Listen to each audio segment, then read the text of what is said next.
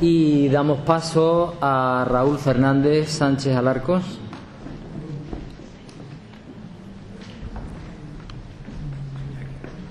Vengo ya con la copa.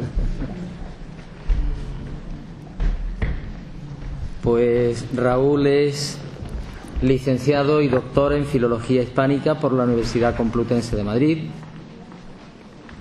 Ha desempeñado su labor docente en la Universidad Francesa, París 13, y en la Española, la Complutense y la de Alcalá de Henares. Actualmente es profesor titular de la Facultad de Humanidades de la Universidad Pablo de Olavide de Sevilla. Sus líneas de investigación se centran en la literatura española contemporánea de los siglos XIX y XX, con monografías y artículos sobre diferentes literatos: Galdós, Ganivet, Villaespesa, Zorín, Bergamín, etcétera, etcétera. Él nos va a hablar sobre literatura en odres viejos y nuevos, algunas notas sobre un trasiego eterno. Muchas gracias y cuando quiera.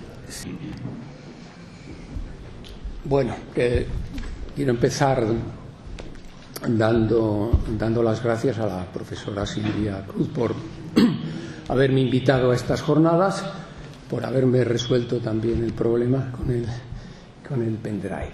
La profesora Silvia Cruz, he dicho Silvia Pérez, ¿no? Silvia Pérez me dijo que, cuando me invitó, que hablara sobre el vino y la literatura, ¿no? Ahí es nada. Y eso es lo que voy a hacer con este texto que he escrito, es profeso para la ocasión, que voy a pasar a continuación a leerles. El vino y la literatura guardan entre sí estrechas correspondencias y relaciones que no son sólo de orden temático. La más sugerente y fecunda de estas correspondencias tienen que ver con su profunda raíz humanística. Son, el vino y la literatura, manifestaciones de cultura en su sentido más estricto, es decir, que requieren ser interpretadas con suma atención. Por eso esta charla va a tener algo que ver con la hermenéutica del vino y con la hermenéutica de la literatura. Tendrán que ver, por tanto, la hermenéutica, la ciencia de la interpretación y de la comprensión, tendrán que ver con el creador, con el autor y con el intérprete. Los vinos nobles y añejos son producto de una sabia y cuidadosa elaboración en el tiempo que después requieren de expertos y finos catadores. Del mismo modo, los textos literarios que la tradición ha convenido en calificar como clásicos necesitan ser degustados por lectores privilegiados. Llamamos lectores privilegiados a los que luego servirán de guía a los que van a entrar a cultivarse en las letras. Los lectores privilegiados son los que componen la bibliografía de cualquier disciplina. Literatura en odres viejos y nuevos, algunas notas sobre un trasiego eterno. Con este título, que evoca la parábola evangélica y para mí también la histórica colección de Castalia de literatura medieval, Odres Nuevos, de grato recuerdo para mí en mis años de estudiante de Filología Hispánica en Madrid, con este título, repito, voy a tratar dos cuestiones principales que serán el objeto de esta comunicación. En primer lugar, me voy a referir a la dialéctica que en el ámbito de la recepción artística y literaria siempre se ha dado entre la tradición y la modernidad. En esta dialéctica siempre se reconoce un diálogo permanente y abierto entre un emisor y un receptor, entre un escritor y un lector.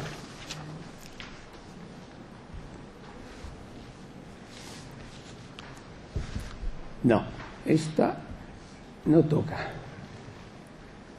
Vamos a ver. Bueno, vamos a dejarla aquí.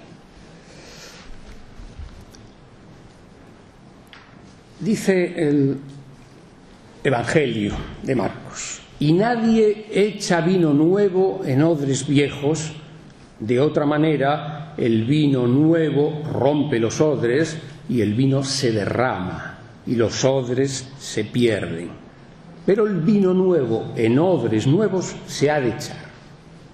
Si nos llevamos este versículo de Marcos a nuestra ladera, podríamos entenderlo del siguiente modo: el trasegar con odres viejos o nuevos simboliza el diálogo hermenéutico que todo lector a través del tiempo establece con los textos clásicos o modernos.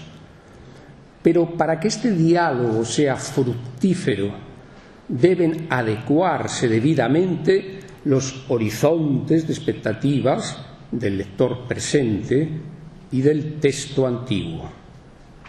La entradilla de la colección Castalia Odres Nuevos decía, y sigue diciendo así: clásicos medievales en castellano moderno. Esta colección aspira a hacer accesibles al gran público los monumentos de la primitiva literatura española. Bien, los textos viejos, los textos muy antiguos, es verdad, se hacen accesibles a un lector moderno, modernizando la lengua, actualizándola.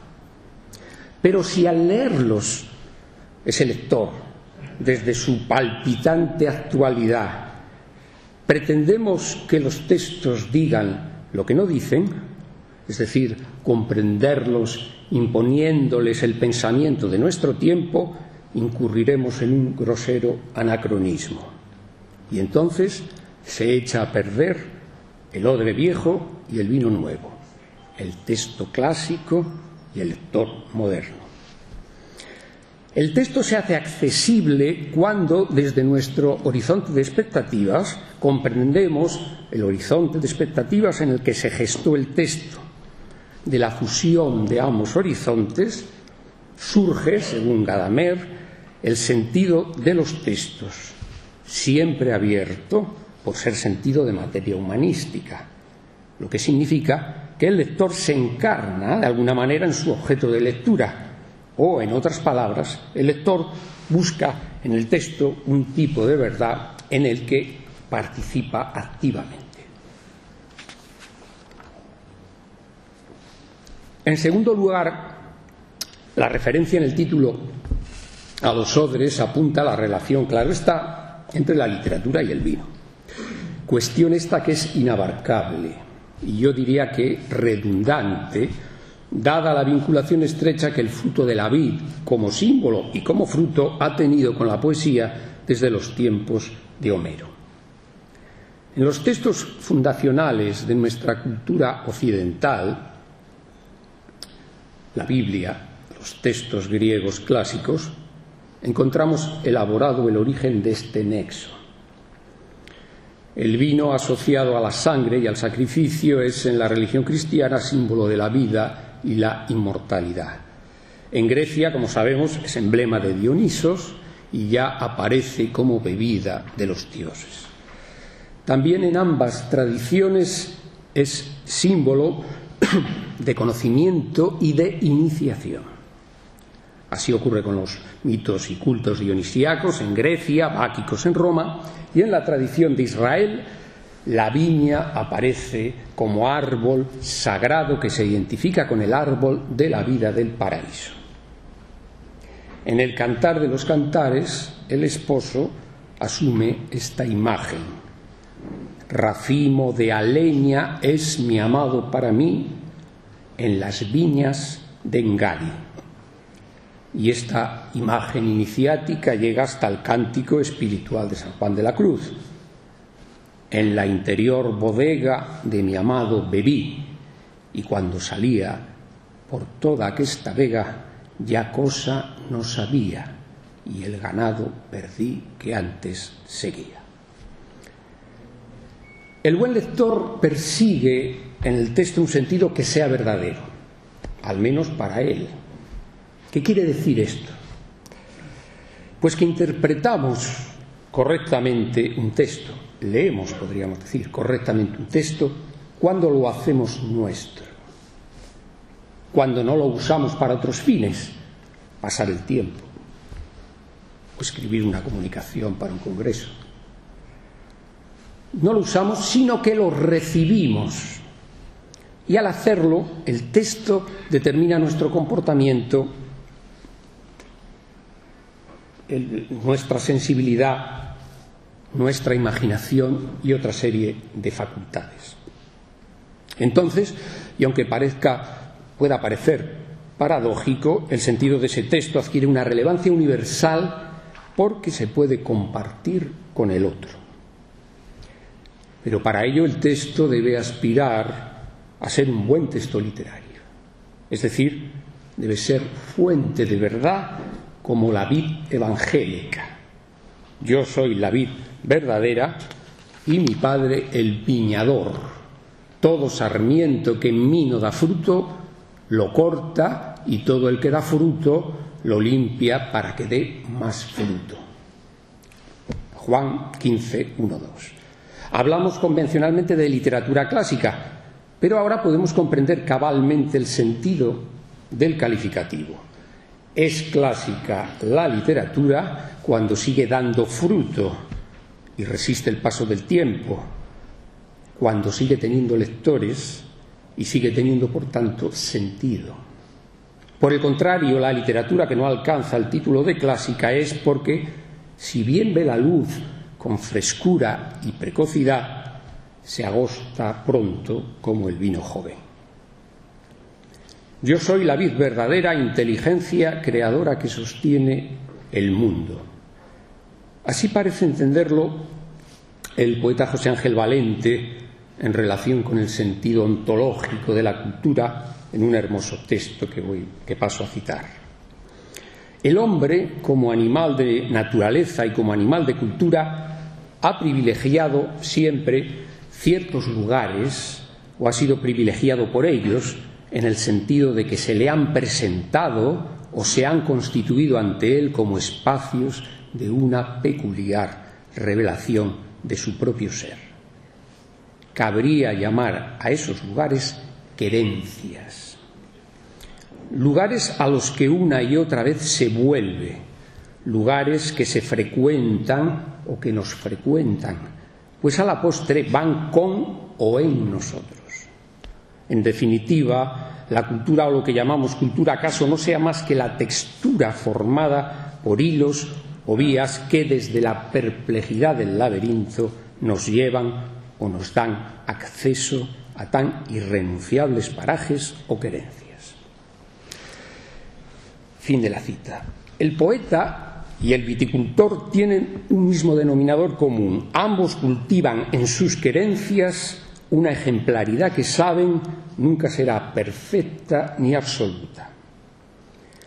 Veamos unos casos de esta ejemplaridad a través de una de las manifestaciones más típicas de la cultura del Renacimiento, la literatura emblemática. Este tipo de literatura refleja muy bien lo que es el propio Renacimiento, la simbiosis entre cristianismo y la cultura grecolatina.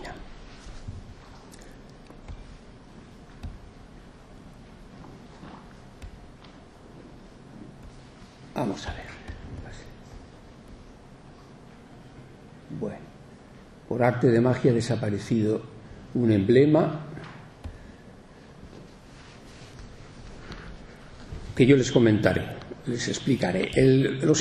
La literatura emblemática es una literatura muy popular en el Renacimiento. El libro más famoso de la época es el libro de Alciato y consiste en grabados que contienen imágenes de todo tipo, acompañadas de un lema y de unos versos con una intención moral. Alciato tiene dos emblemas que tienen que ver con el vino en relación con la prudencia. El emblema 23 dice así: aumentar la prudencia con el vino. Aumentar la prudencia con el vino. La prudencia es una de las 4 virtudes cardinales que enseña al hombre a discernir lo que es bueno y malo, para seguirlo y huir de ello, y se toma también por templanza y moderación en las acciones. El grabado, que no podemos ver, nos presenta en un templo a 2 dioses, Baco y Palas.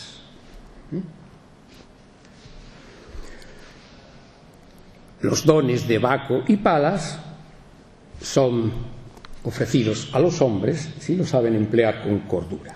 La diosa Palas inventó el olivo y Baco la vid. Del primero se saca el aceite con el que se consigue la luz para alcanzar la sabiduría, el conocimiento, del que Palas es diosa. Del segundo se saca el vino, que usado con moderación es bueno para la salud y estimula el ingenio necesario para alcanzar las ciencias. Por ello se puede decir que con el vino se aumenta la prudencia y por ello ambos dones están en un mismo templo por ser regalo de Dios. No nos ha de extrañar por ello,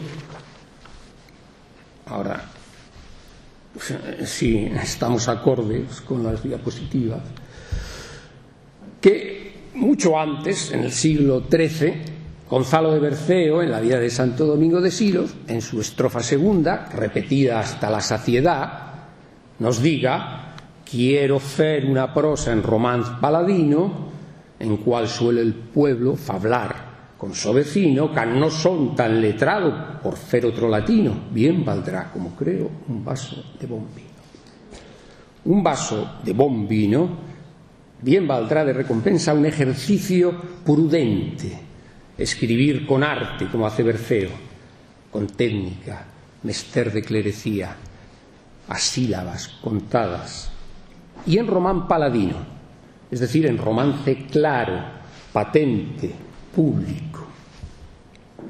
El poeta medieval ya tiene plena conciencia de la dimensión social en la que poesía y vino anticipan el maridaje expresado en el emblema que no hemos podido ver y en cuyos versos se dice que Palas y Baco están unidos merecidamente.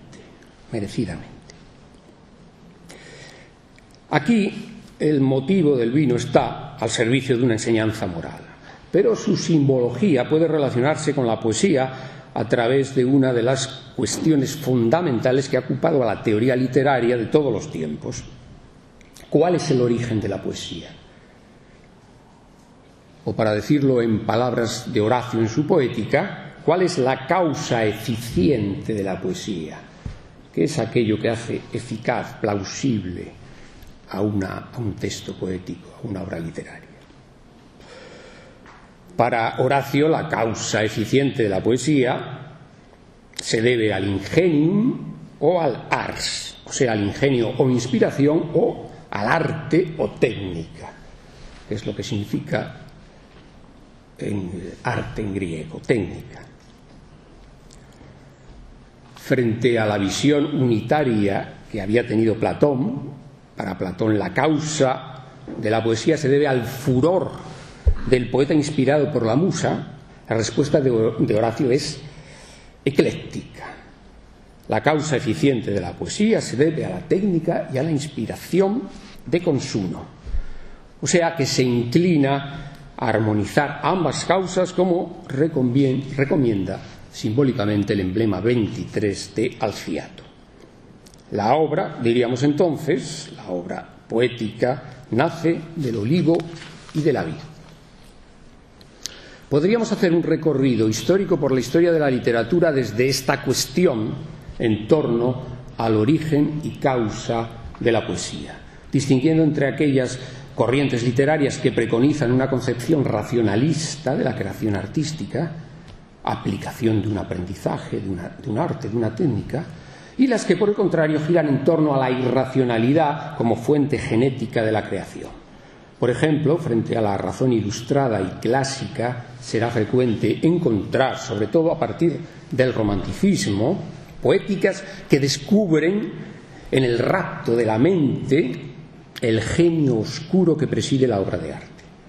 El poeta de la modernidad ha buscado muchas veces en la locura que genera el licor, el alcohol de alta gradación, la inspiración.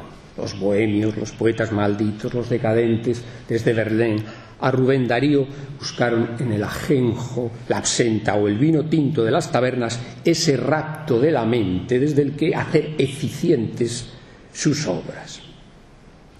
Bueno, menos mal. Esta pintura de René Méjean, La Musa Verde, de 1895, es muy elocuente sobre esta cuestión que planteaba Horacio acerca de la causa eficiente de la poesía. Y es muy elocuente además sobre la pervivencia del mito clásico. Como vemos en la pintura, el mito pervive. Esa joven, esa musa con una túnica verde que rodea por detrás al poeta. Pero esta figura ya no tiene nada que ver con la mitología griega, ni tampoco tiene nada que ver con la musa renacentista a través de la que el poeta buscaba en el cielo cristiano la inspiración divina. Ahora nos encontramos aquí con la musa, podríamos llamarla, la musa de la modernidad, que refleja el malestar, el desasosiego del artista, del poeta, ante una sociedad con la que no se encuentra a gusto y que rechaza. Nos refleja esta musa de la modernidad, por tanto, la transformación de un mundo moderno en crisis. Por eso el poeta de filiación, como este poeta del cuadro, de filiación romántica, busca la musa en su interior. No es una inspiración externa, la busca dentro. Como decía la rima de Becker: en el mar de la duda en que bogo, ni aun sé lo que creo, sin embargo estas ansias me dicen que yo llevo algo divino aquí dentro. Pero esta búsqueda interior necesita de estímulos que propicien la obra y ayuden a superar el vértigo existencial de la página en blanco. El alcohol, ese vaso de ajenjo que se posa sobre la mesa, el hidromiel, en esta ocasión verde. Pero entonces, como nos lo muestra la figura del cuadro, patética, arrebatada, el fiel de la balanza de esa prudencia que nos enseñaba el emblema 23, pierde su centro, pierde su equilibrio. El vino se hace dueño del templo, desata el furor báquico, vence a la cordura apolínea para celebrar el don de la ebriedad, por utilizar el título de la obra maestra de Claudio Rodríguez. De ahí que se hiciera necesario prevenir sobre los excesos de la vid. Y así el emblema 24, bueno, por lo menos pueden ver un ejemplo de lo que es la literatura emblemática. El emblema 24 entra, de Alciato también, entra en aparente contradicción con el anterior. Con el vino se aumenta la prudencia, nos decía el emblema 23, y ahora lo que nos viene a decir es que los prudentes se abstienen del vino. ¿Por qué me oprimís, vid? Soy el árbol de Palas. Quita ya tus racimos, que la Virgen huye de Baco. Y es que para la cultura del Renacimiento, de nuestro siglo de oro, el rito de Baco representa una virtualidad moralizante. El cultivo de la virtud está en el centro de la dignitatis humanae, la dignidad del hombre, principio rector de los Studia Humanitatis que forjaron la ideología del humanismo renacentista. Por eso Don Quijote, caballero culto, reprende a Sancho cuando éste visita la bota más de la cuenta. Y por eso este emblema avisa sobre los excesos del vino, contrarios a la prudencia, y podríamos decir que avant la lettre condena moralmente el motivo de la pintura que hemos visto anteriormente, la victoria de la vid sobre el olivo. Los emblemas de Alciato también recurren a la vid para representar un afecto que, si no virtud propiamente dicha, sí es propia del hombre virtuoso, la amistad.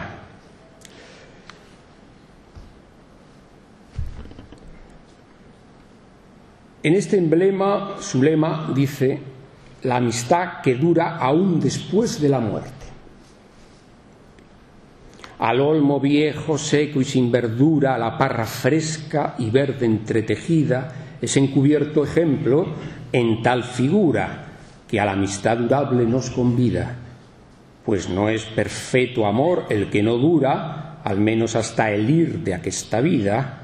Bueno será buscar amigos tales que quedos siempre estén a nuestros males. Es ahora el olmo, no el olivo, el árbol con el que la vid se entrelaza. Alude al topos, que simboliza el amor y que proviene de la antigüedad clásica. Tópico que pervive con muy buena salud desde la antigüedad y que llega hasta Garcilaso, pasando por Quevedo, y se muestra hasta en los tiempos modernos, con variantes, como en el famoso poema de Antonio Machado, A un olmo seco. El olmo y la vid unidos representan el amor eterno, bien como vínculo amistoso, bien como vínculo matrimonial.